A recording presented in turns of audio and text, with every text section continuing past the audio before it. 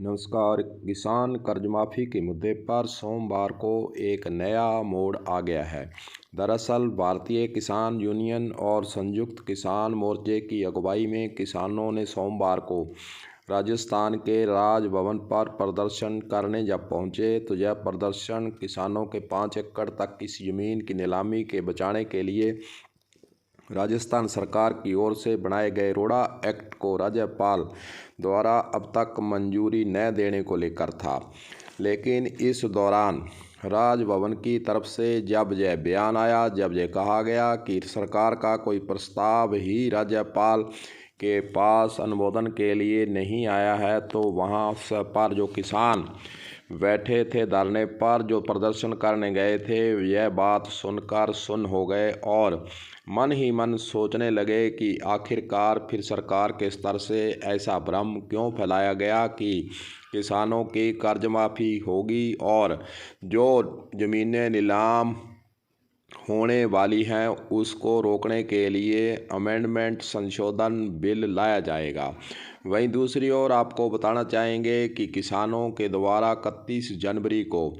भारत के सभी जिला कलेक्टर कार्यालयों को घेरने का प्रस्ताव पारित किया हुआ है और 31 दिसंबर को प्रदर्शन किसान संयुक्त मोर्चे के आह्वान पर करने जा रहे हैं और एसडीएम कार्यालय पर भी करने जा रहे हैं। किसानों की ये मांग है कि जो तीनों कृषि कानून वापस लेने के बाद एमएसपी की गारंटी कानून और अन्य मांगों को लेकर जो समझौता केंद्र सरकार के स्तर से किया गया था वह लागू नहीं किया गया है। वहीं यूपी के बाद परमानेंट मोर्चा लगाने का ऐलान भी किसान जथेबंदियों ने कर दिया है और सभी राज्यों से किसान यूपी के अंदर पक्का मोर्चा लगाएंगे और केंद्र सरकार हो चाहे राज्य सरकार हो, जो किसानों की समस्या हैं उसको लेकर जो गंभीर नहीं है उसके प्रति ध्यान आकर्षित करने का प्रयास किसानों के स्तर से किया जाएगा।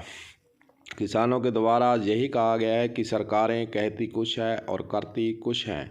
और धरातल पर कुछ भी नहीं कर रहे हैं। इसीलिए किसान परेशान होकर यह कदम उठा रहे हैं और 31 जनवरी को सभी जिला कलेक्टर कार्यालयों पर और एसडीएम कार्यालयों पर प्रदर्शन किसान करने वाले हैं।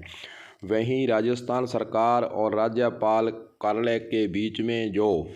रोड़ा एक्ट संशोधन अटका हुआ है उसको लेकर राजनीति गरमाई हुई है। कलम न्यूज़ के लिए गुरदेव सिंह सैनी की हनुमानगढ़ से रिपोर्ट।